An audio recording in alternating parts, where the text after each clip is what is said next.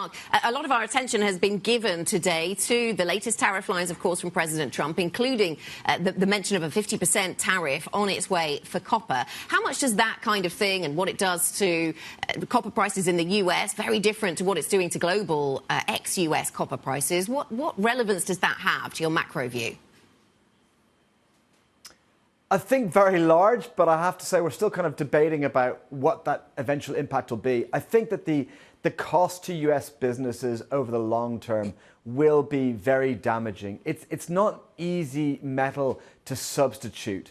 And I think that the refining resources in the US will take time to kind of build up. So it's just adding an extra cost to US business. And we're seeing that already with the large premium in US prices that Kriti outlined there perfectly. I can't add any more insight to copper specifically to what Kriti said there. But I think in macro terms, it is emphasizing our already kind of prior view that US companies are going to find an increasing cost of business under this administration. Now, there's positive tax benefits, there's other things that are happening, but ultimately this policy uncertainty is damaging. But it'll take a long, long time to feed through. And I think it kind of helps the idea that US stocks will underperform over the next couple of years, but it's not really a short-term trading input.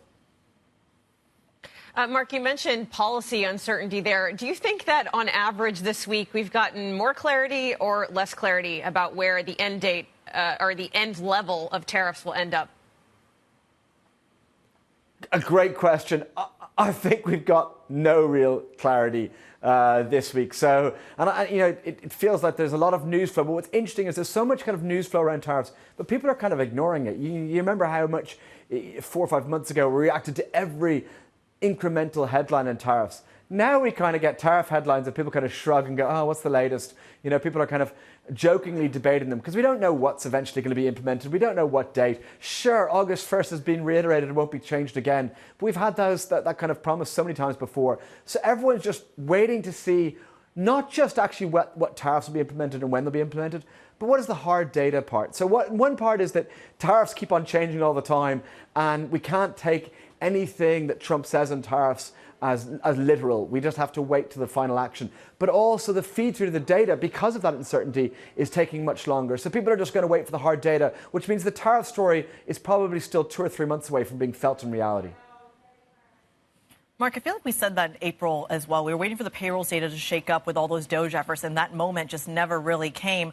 Walk us through the complacency trade. We've talked about the stock market, the bond market, but why is EMFX not having a bigger reaction? What's the canary in the coal mine there?